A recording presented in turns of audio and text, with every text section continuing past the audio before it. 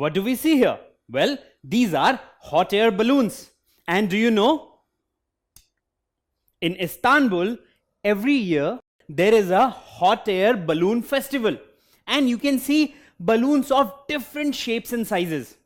And these balloons can actually rise up in the air. In fact, these balloons can carry human beings up in the air. So, how are these balloons so powerful? How are they fueled? Do we have petrol or diesel which power these balloons? Not really. These balloons are powered by air, just hot air. So you see, although air is all around us, and you may feel that apart from breathing in air, air does not have any other function. But actually, air is so powerful, it can actually carry you up in the air. And the air which we are talking about is a form of matter. And as a result, it has its own properties. So let's see what are the properties of air. First of all, air does not have a fixed volume. So we have two bottles here. One is filled with milk and the other is filled with air. That is, it's empty. Now, what do we see here? We see that this 1 liter bottle is filled with milk. So we can say that this bottle contains 1 liter milk. Now, even this 1 liter bottle is filled with air. So can we say that it contains 1 liter air? Not really, because right now bottle is closed. So air is contained inside it. But as soon as you open the bottle, this air will start expanding and it will take up more space. So we do not measure air in terms of volume because air has a property to expand. So in whichever container you store it, it will expand to fill up that container. So we say that air does not have a fixed volume.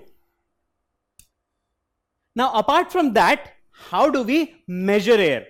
Well, air can be measured by weight. So as you can see here, a fully inflated balloon will be heavier than a partially inflated one. And this is a very important property of air. That is, air can be measured by weight. So while it does not have a fixed volume, it has a fixed weight. So now can you answer this question? Air can be measured by weight, volume, or both. What do you think? Well, the answer is weight, because air does not have a fixed volume, but it has a fixed weight. Now, another important property is that air has no fixed shape.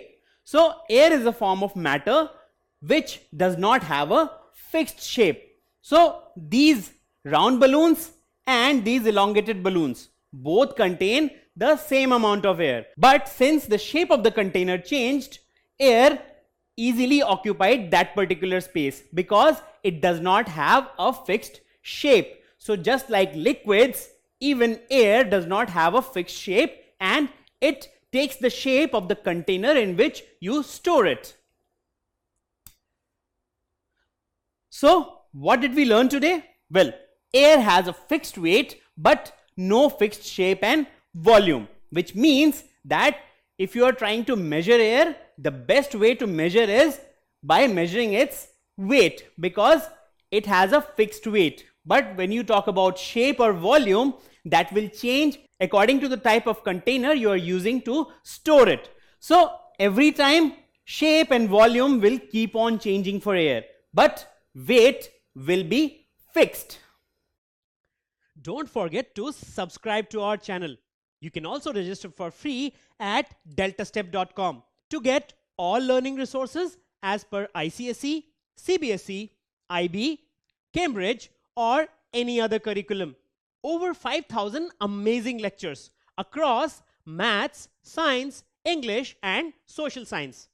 Our unique interactive video technology keeps you engaged and our iDictionary feature allows you to quickly revise any concept. Master each topic at your own pace with our adaptive practice technology and 1 million plus questions. Get instant answers and detailed solutions. Be exam ready by taking unlimited mock tests, performance analysis along with actionable feedback, personal tutors to resolve your slightest of doubts. That's not all. You also get amazing prizes like PlayStations, iPads, watches, and many more, along with certificates through our Earn As You Learn program. So at deltastep.com, learning is not just fun and easy, it's rewarding too. So register for free now.